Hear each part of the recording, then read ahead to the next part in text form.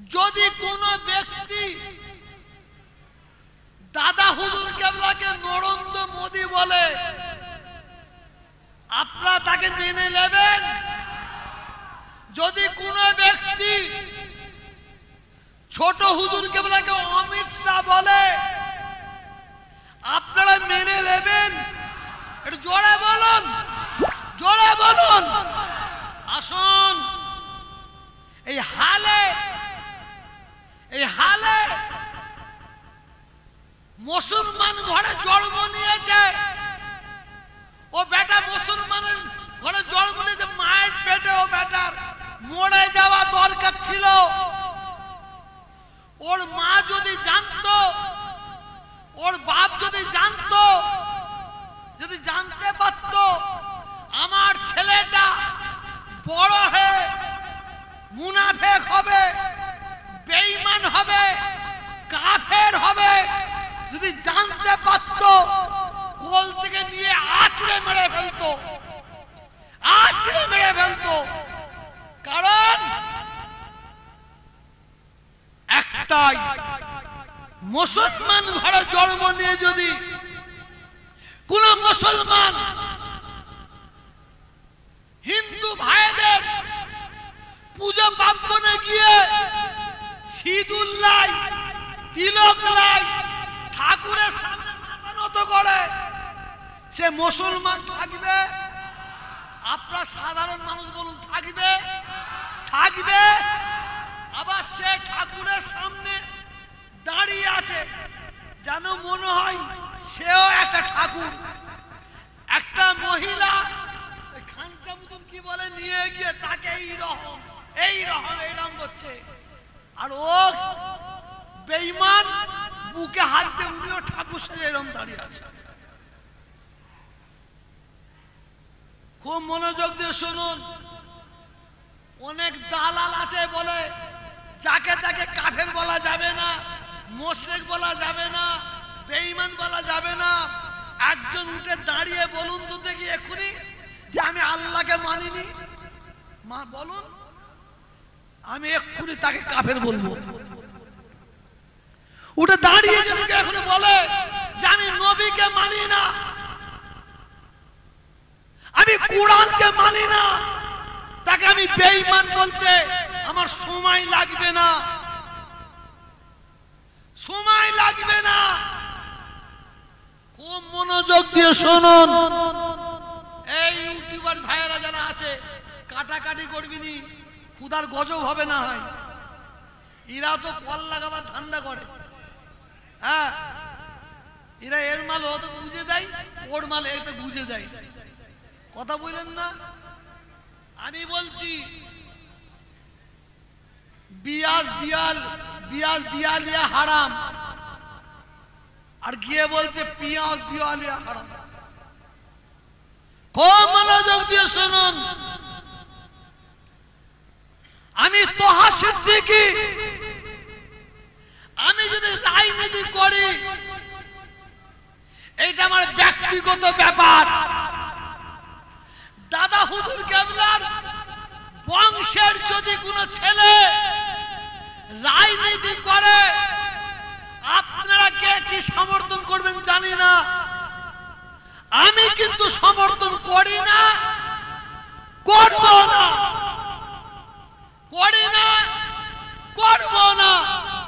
তবে সে যদি রাজনীতি করে, অপরাধ নাই, সে করতে পারে, তার ব্যক্তিগত ব্যাপার, তার ব্যক্তিগত ব্যাপার। আমাদের পরিবারের একজন, দুজন, তিনজন রাজনীতি করে। আমি আগেও বলেছি, আবার বলছি, আপনার 24 পরগনায় ফুটবল খেলা হবে, ওয়ানডে খেলা। আমার কথা শুনবেন না, শুনবেন না? জোরে বলুন, জোরে বলুন। ওই বেঈমানটা আবার বলবে, ওর বক্তব্যকে শোনে নে। আচ্ছা, এবার আওয়াজ দিয়ে, তকবীরের আওয়াজ দিয়ে বলুন তো, শুনবেন না, শুনবেন না? জোরে বলুন। একজন, দুজন, তিনজন রাজনীতি করে। আমি যদি সে ধরেন আপনার 24 পরগনায় ফুটবল খেলা হচ্ছে, 24 পরগনা ভার্সেস ফুরফুরা ফুটবল খেলা হচ্ছে, তাতে যদি আমি খেলতে নামি, আমি যখন বলটা গড়িয়ে গড়িয়ে নিয়ে যাব, তো যারা 24 পরগনার মানুষ খেলতে তারা তো আমাদের ভক্ত, তারা কি ছেড়ে দেবে? চাই ছেড়ে দেবে, হুজুর আসছে হুজুর আসছে, ছেড়ে দেবে? একটা কথা বলেন কেন? তারাও আটকাবে, আটকাতে যে ছাড়বে পায়ে, কি হলো? পা ভেঙে গেছে, দেখো না গো আমি হুজুরের ছেলে আমার পা ভেঙে দিয়েছে, এটা কেউ মেনে নেবে? জোরে বলুন না। তুমি লাট সাহেব খেলতে গেলে কেন? খেলতে গেলে কেন? কিছু কিছু কথা মেনে নি না। আমার বাড়ির অনেক ছেলেরা এরা প্রতিবাদ করেনি, অনেকে প্রতিবাদ করেনি, কারণ ওরা জানছে যা করছে তোহা ভাই করছে করুক, তোহা চাচা করছে করুক, আমরা প্রতিবাদ করব না। আমরা তো বেশ ভালোই জলসাই যাচ্ছি, জলসাই যাচ্ছি, অত সহজ নয়।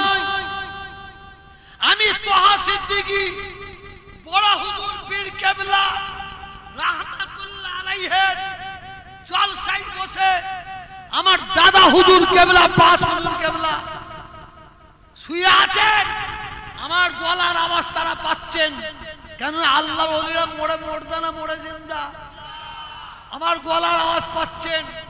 আমি সবাইকে সাক্ষী রেখে বলছি, আমার আল্লাহ এক, কাবায় আমার নবী এক, কাবায় এক, কুরআন এক, আমার বাপ এক, আমার মা এক। আমি তোহা সিদ্দিকী কোনদিন রাজনীতি করি না, করছি না, করব না। তবে হ্যাঁ, এই ভারতবর্ষে, এই বাংলায় যখন মুসলমানদের প্রতি আঘাত আসবে, মুসলমানদের প্রতি আঘাত আসবে, আমি তোহা সিদ্দিকী অন্যায়ের বিরুদ্ধে মুখে দাঁড়াবোই দাঁড়াবো, কেউ আমাকে সামলাতে পারবে না, কেউ রুখতে পারবে না। তুমি বড় মাস্তান হয়েছ, দাদা হুজুর কেবলাকে নরেন্দ্র মোদীর সঙ্গে তুলনা করবে, আমি চুপ মেরে থাকবো। দাদা হুজুর কেবলাকে, এই ছোট হুজুর কেবলাকে অমিত শাহ বলবে, চুপ মেরে থাকবো। ফুরফুরা শরীফের আওলাদরা এরা ভিখারি, ভিখারি, আমরা ভিক্ষা করি।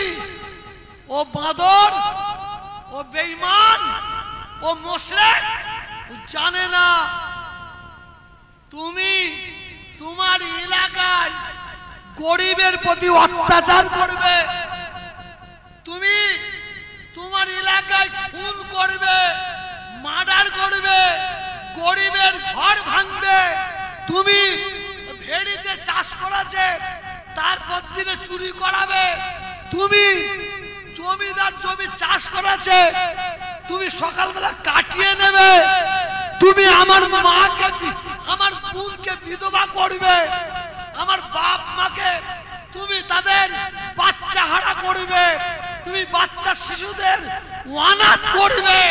আমি তোহা সহ্য করব না, আমি তোহা সহ্য করব না। আমি যাব, কানে কানে কথা বলার আগে শোনো, আমি যাব নামাজের দিকে, একটু ভাঁড় ভাঙছি, অসুবিধা হচ্ছিল তো? অসুবিধা হচ্ছে না তো?